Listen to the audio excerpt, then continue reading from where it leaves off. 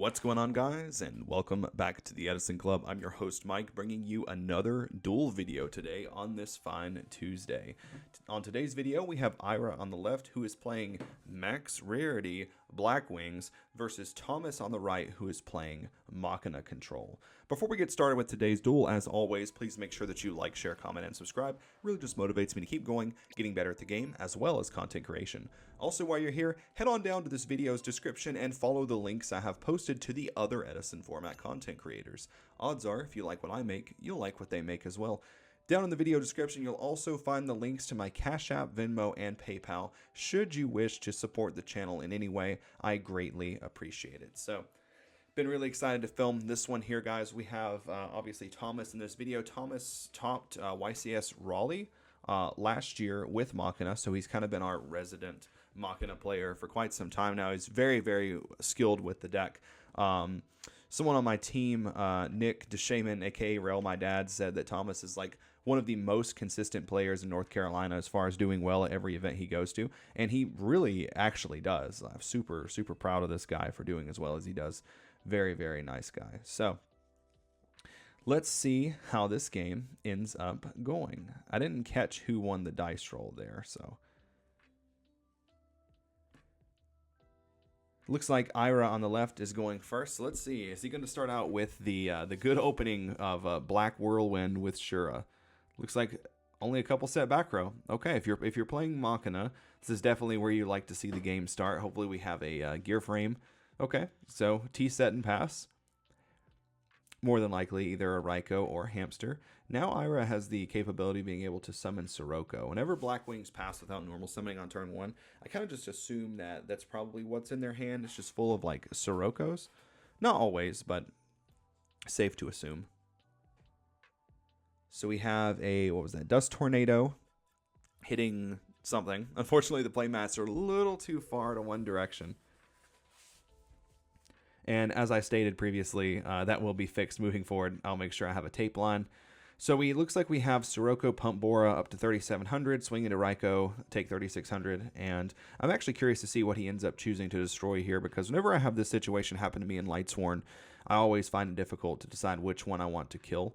Sometimes I pick the Bora because I just don't want to continue taking damage if my hand is, if I have to set a lot of monsters. Looks like he went ahead and just targeted the set back row, which was a legacy that could not be changed. So that was actually a very good call there by Thomas. So any other circumstance, you know, that would easily be chainable for a draw one. Down we have Machina Fortress running over Sirocco for 500 damage. And this is a good spot to be in if you're Thomas, because you have a Machina Fortress on the field and there's no trap cards. So that card is extremely good against basically all monsters in the entirety of Edison format. He just kind of gets dunked on by trap cards. So now we're attributing that for Caius banishing Bora, which is going to cut off any kind of Blizzard recursion follow-up. So very smart play there. Thomas also sets one back row. This could put Ira in a really rough spot here. No Blizzard recursion, no values in grave. Looks like he's still not hitting anything on Whirlwinds or anything like that. Set Bottomless, which gets MST during the end phase. Down we have, I believe that is, yep, that is Plague Spreader Zombie. The screen I use to record these is very small, so sometimes it's hard to see. So we're going to go attack with both. That's 2,800. So I believe now he's taken 2,800, 1,000, and then 500, I believe, is all that he's taken. Main phase 2, we're going to see a Synchro Summon here. This is going to be like Stardust Dragon, maybe, with some back row. Yet again, still no Blizzard recursion. Okay, we have Colossal Fighter. Probably a very good card here because you don't really have to worry about Blizzard just making Brionic and bouncing it or anything like that. So, Colossal Fighter here. Passing the turn back over to Ira. And now we have Trap Dust Shoot. Looks like we have Dark Armed, Kalut, Allure, and Sirocco in the hand. Always tough whenever you Trap Dust Shoot somebody and they have some form of draw card in their hand, because they can, you know, kind of fix their hand and you don't know what they end up drawing. So it looks like he sent back Dark Armed. Always a solid choice to get rid of that guy. Always hate that guy whenever I see him drop. So now I assume we're going to see a Allure activation, because there's not really a point in doing anything to just swing over Colossal. So have Allure, draw 2, have to banish one of those darks.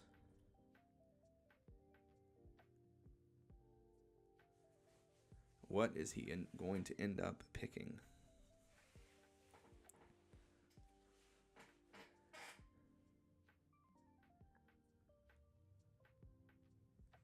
Tough decisions here. Tough decisions. He's definitely very behind.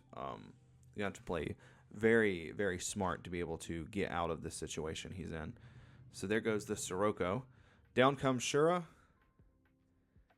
And is he going to collude over that guy? So he's going to collude over that, which is going to allow him to summon from deck. Maybe he's going to get Gale and then Black Rose away the Colossal Fighter.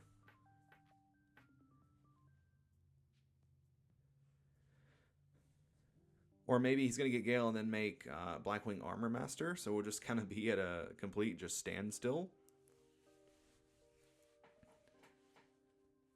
Armor Master actually wouldn't be a bad play here, because it cannot be destroyed by battle by a Colossal Fighter, so...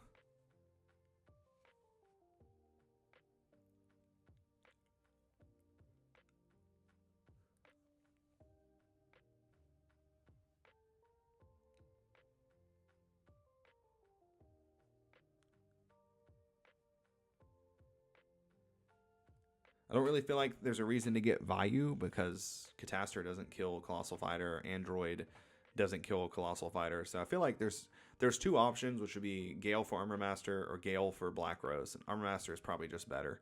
Okay, we are going to go for the value. We do remember, I believe he has a Sirocco in the graveyard from earlier. So with the value being on the field, that is going to be able to set up an Armed Wing play from the graveyard once the value hits the graveyard. So we have Thomas draw a card for turn. Down comes Machina Gear Frame. So this can get Machina Force, which can immediately just bring back Machina Fortress. So this is going to put Thomas in a very good position. Don't forget, he does still have access to the Plague Spreader Zombie that he used way earlier in this turn, earlier in this game. So he can actually stack the Force if he wants to, then bring back the Plague, and then like make a Goyo to kill Vayu. Then still have a really sweet top deck the next turn in case he gets outed to bring back the Fortress. So looks like a card's going back to top of deck. Yep, here comes Plague Spreader. So down's going to come Goyo Guardian, which I assume is going to be eating the value to play around the Synchro play from the graveyard. There comes that guy. Okay, so very good play by Thomas. Now he is getting Machina Fortress summoned next turn if he wants it, because he does have Force on top of his deck. Very, very good play there. He's definitely had Blackwings on the back foot this entire game, which I always love to see. I hate playing against Blackwings. The only thing that could potentially be problematic here is if he does have like an Icarus attack.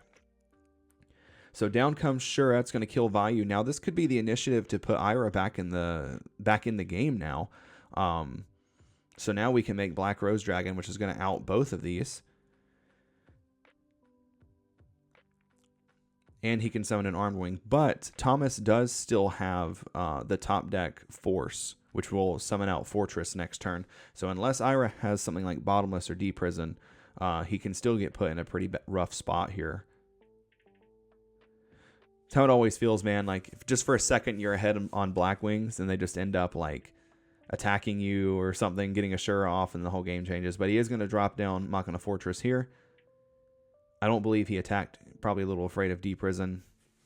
Definitely warranted. Sometimes it's very good to just not attack with like your floodgate, quote unquote, monsters, because I do kind of consider Fortress to be a floodgate.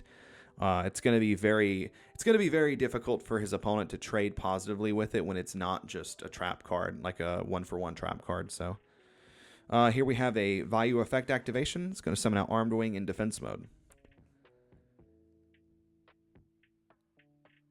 Looks like he did decide to attack.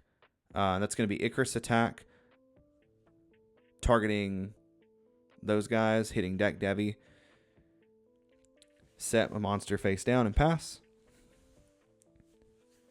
Looks like Ira passes. Thomas draws into a Lila. Attacks directly for 17. End phase is going to mill 3.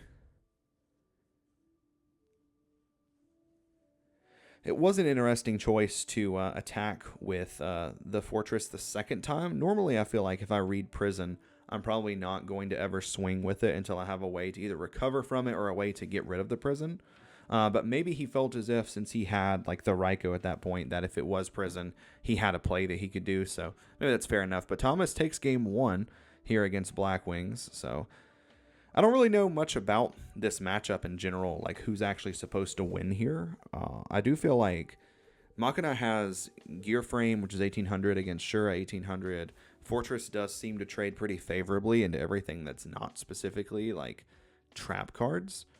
So I'm definitely going to be very interested to see which deck ends up taking this one home. The tools that Machina has to be able to deal with cards like Shura in the form of Raikou and Hamster is very, very strong, but you can definitely never count out Blackwings with cards like Black Whirlwind and Blizzard. So if you're still here at this point in the video, still watching, just want to extend a huge thank you for your support to the channel. It really does mean a lot to me, and it makes me just want to continue doing videos like this. Like, I've basically decided at this point that I'm going to keep bringing my camera setup with me to locals every time I go and get more footage like this, because it does look like everyone has really enjoyed these games that I've had. So we're off to game 2 here. I assume Ira will be taking the initiative since he lost in game 1.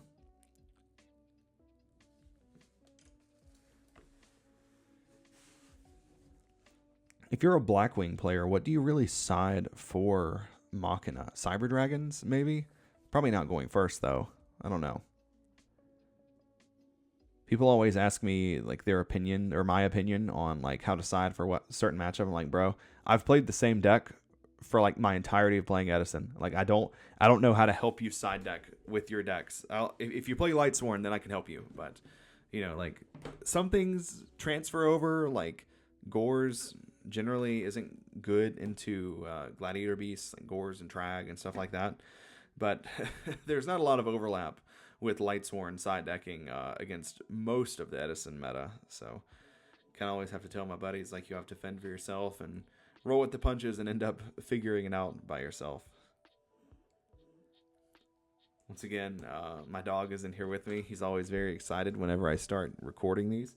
He's currently sleeping in the background. So if you hear snoring, that's my boy.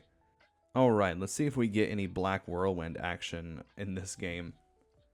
You definitely never want to be sitting across the table no matter what deck you're playing if your Blackwing opponent does open up Black Whirlwind. So there it is, ladies and gentlemen. Black Whirlwind opening with Bora. It's not Shura, thankfully, so we can't get more copies of Bora. That always is really tough when Shura gets summoned, Bora gets searched and then specialed, and yeah, you kind of already feel like you just lost, especially from a Lightsworn perspective. I never want to see my opponent literally ever open up Black Whirlwind. But we have Whirlwind searching Blizzard. Very good for the follow-up, basically just letting you normal summon any level 6 synchro, which is freaking unreal, actually. So decks in Edison format are often very limited at getting over this setup, because if you out the Bora, the Blizzard just reborns back the Bora. Also, very unfortunately for Thomas, he ended up having to leave up the Black Whirlwind. Didn't have an immediate answer to it, and I feel like I'm scrambling whenever someone has Black Whirlwind. I feel as if I need to just immediately find a way to get over it. So Bora kills something. I didn't see what it was. Perhaps it was Plague Spreader Zombie, but it wasn't Hamster or Raikou, because nothing on the field was destroyed. So another set back row from Ira, passing back over to Thomas. Let's see if he can put something together. Down comes Machina Fortress. I think he kind of realized at this point that he's going to end up getting very far behind if he doesn't take risks. Fortunately, is met with Bottomless Trap Hole.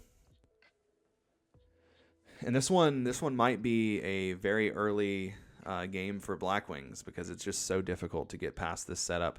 Thankfully, he hasn't been summoning additional Blackwing monsters every turn, because that's when this gets very hard to deal with, is when they're normal summoning every turn to grab another Blackwing card. So thankfully this Whirlwind has only plussed one time. Oh, okay, so now we have Gores. That was very, very good there. So we have a Bora attack, MST attack deck, destroy Black Whirlwind. That way he can drop Gores. So he controls Gores with a 1700 Gores token. Now this could be a good way to put something together to be able to crack back. I always like it whenever I see Gores used in a unique way, like with MST. So we have Gores killing the Bora for 1,000 damage, 1,700 directly from the Gores token. One set back row.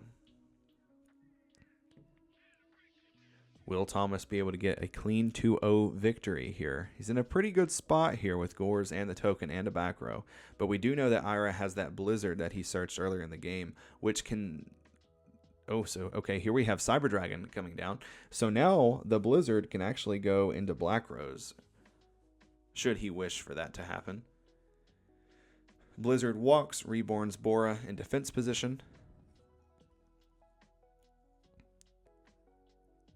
So he has options here. He can make Goyo Guardian and try to steal the Gores, or he can just make Black Rose Dragon and clear everything. I'm not really sure what the best option is here. Then again, I don't know what Ira's hand is.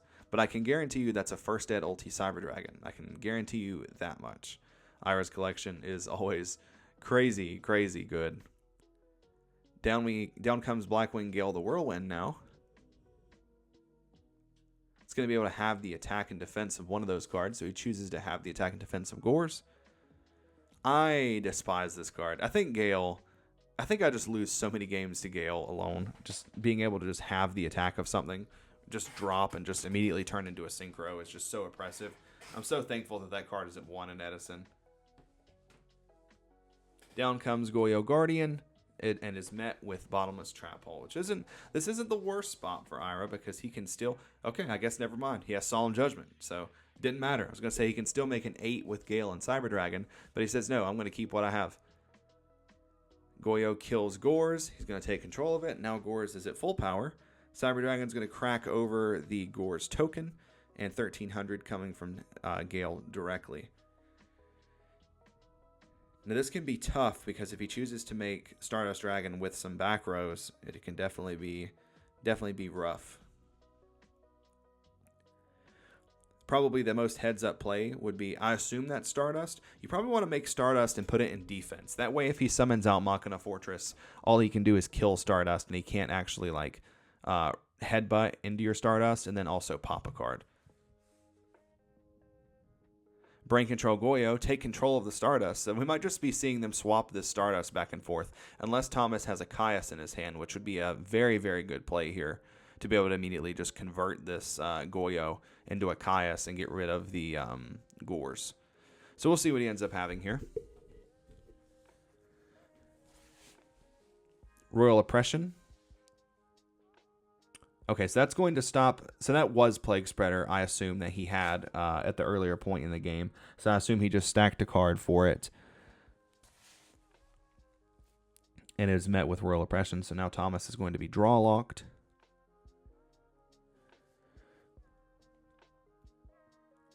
I assume that Ira has a way to out the Goyo Guardian on the field.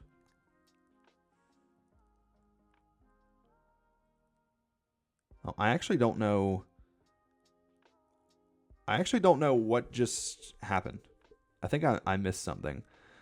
Maybe somehow Stardust was negating Royal Oppression. Maybe that's what happened. Maybe Stardust negated Oppression. Maybe Ira was going to try to Oppression the Synchro. Then he realized that he could. I don't know. I actually don't know what just happened because I don't think that you can Stardust Oppression on a Synchro because you don't control that Synchro yet. So somehow I missed some context here. But alas, we have a Gores with a Stardust and a Colossal Fighter on the field, somehow. These two guys know Yu-Gi-Oh! Pretty well. I can't imagine anything crazy happened here.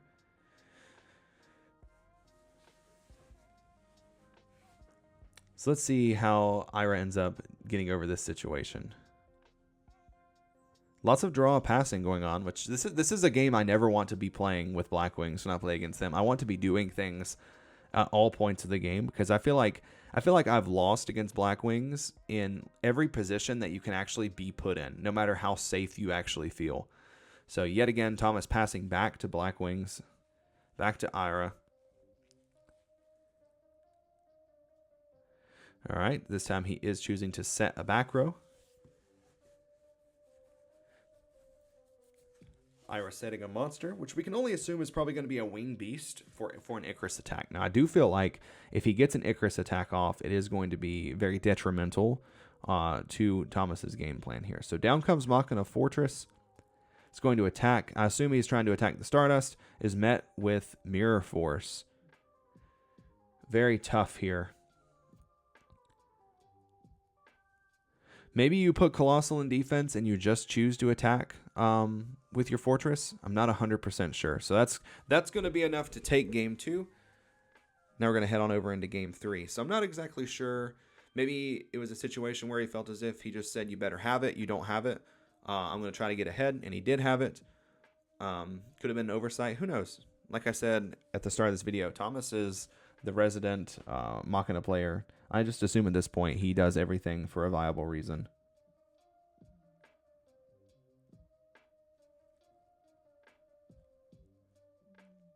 So I assume we will be having Thomas going first in game 3.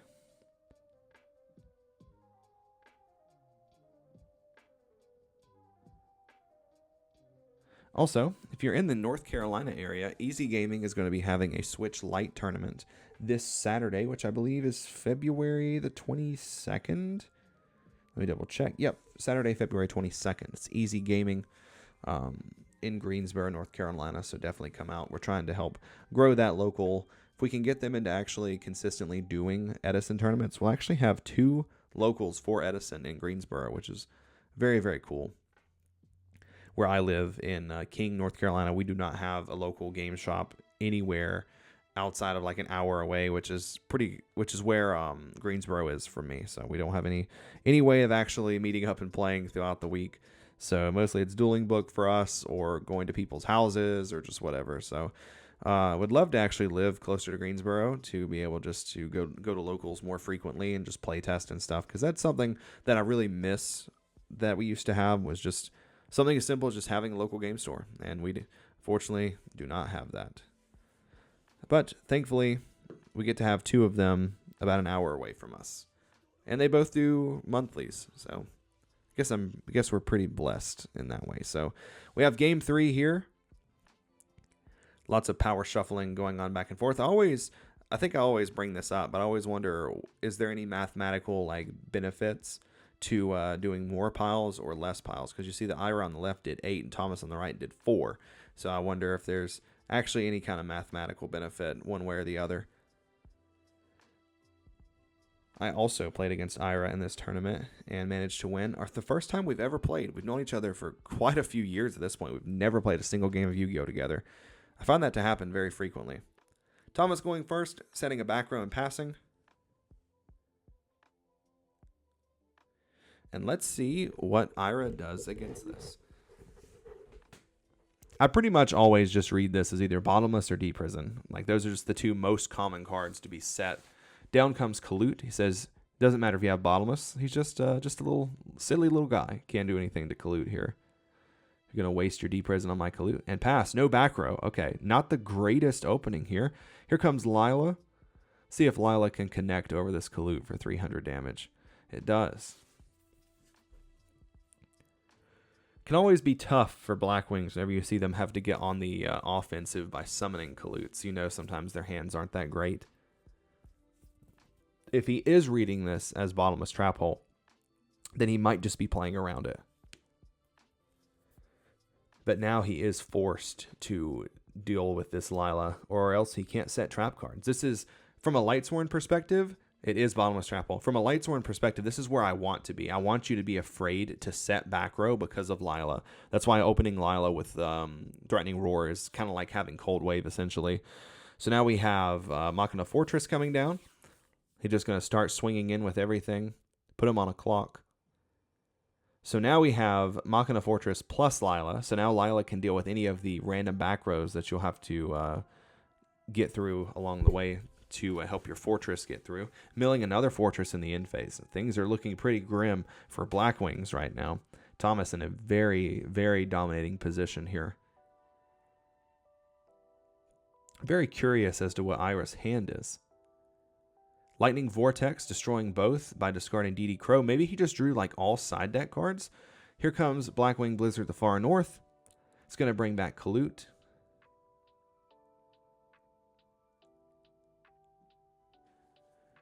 Are we going to see a Catastor or an Android come down?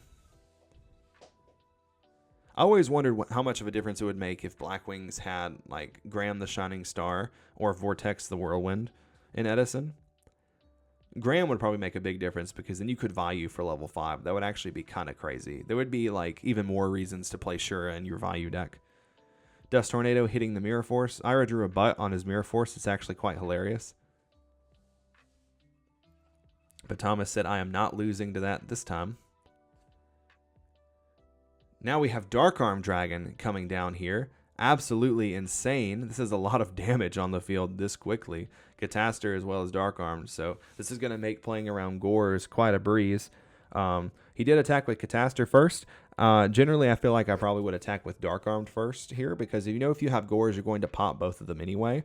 And even still, Cataster can just kill the light token for free and save you on Dark. So I probably would have attacked with Dark Armed there. Something that you learn from playing Light Sworn with stuff like Judgment Dragon is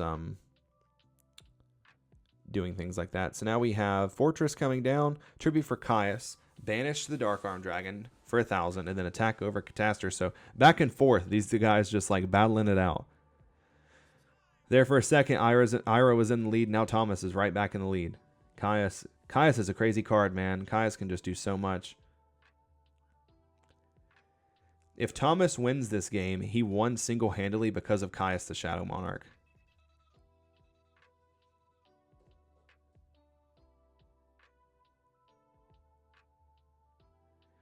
Here comes Brain Control, taking control of Caius. I don't know what Thomas's life is at, though. And looks like Ira takes it. Brain Control, man. Like, what a game. What a game. Back and forth. These two guys, like, break my board, like, okay, bet kind of thing. So congratulations to Ira for taking that one. And I do have one more match from this tournament that I'm going to be uploading towards the end of this week. So make sure you guys are on the lookout for that one.